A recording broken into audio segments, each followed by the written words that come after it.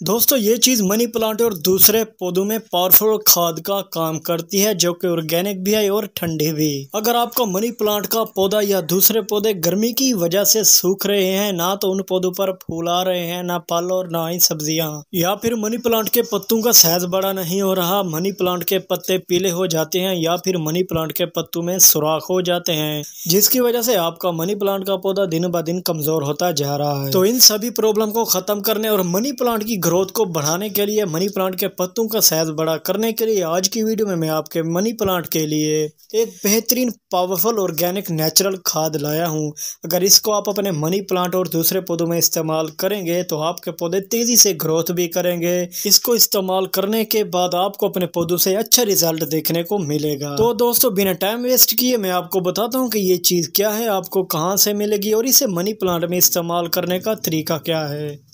दोस्तों ये जो चीज़ आप देख रहे हैं ये है शक्कर, जो कि बाज़ार से आपको आसानी से मिल जाएगी। अगर आपको शक्कर नहीं मिल रही तो आप इसकी जगह गुड़ भी इस्तेमाल कर सकते हैं। अगर शक्कर ही मिल जाए तो वो बेहतर है, क्योंकि गुड़ से शक्कर ज़्यादा ताकतवर भी होती है और ज़्यादा ठंडे भी, जिसको पौधों में इस्तेमाल करने के बाद पौधे गर्मी से भी बचे रहते हैं और सूखने से भी बचे रहते हैं। और इसके अलावा ये शक्कर मनी प्लांट की जड़ों को ताकतवर बनाती है और मिट्टी में भी जान पैदा करती है, जिसके बाद उस मिट्टी में लगा हुआ पौधा तेजी से ग्रोथ भी करता है और उन पर फल फूल और सब्जियां भी भर के आती हैं, क्योंकि इस शक्कर में पावरफुल एलिमेंट्स पाए जाते हैं, जैसे कि calcium, potassium, phosphorus, iron, zinc और मैग्नीशियम, जो कि ये पौधों के लिए बहुत ही जरूरी होते हैं। तो दोस्तों इस शक्कर को मनी प्लांट में इस्तेमाल करने का तरीका ये है कि आपने किसी बर्तन में 400 ml पानी भर लेना है। 400 ml पानी भर लेने के बाद आपने 50 ग्राम शक्कर इस 400 ml पानी में ऐड कर लेनी है। ये दोस्तों मैं सिर्फ एक पौधे के लिए ही बना रहा हूँ। अगर आप चाहें तो इसी मिकदार से ज़्यादा पौधों और खेतों के लिए बनाकर अपने पौधों और खेतों से अच्छा बेनिफिट हासिल कर सकते हैं। 400 ml पानी में 50 ग्राम शक्कर डाल लेने के बाद आपने अच्छी तरह से हल कर लेनी है। जब हल कर लें, शक्कर पानी में सारी की सारी हल हो जाए, तो आपने इसे अपने मनी प्लांट में इस्तेमाल कर लेना है। अगर आपके पास मनी प्लांट का पौधा नहीं है तो आप दूसरे पौधे में भी इसको इस्तेमाल कर सकते हैं।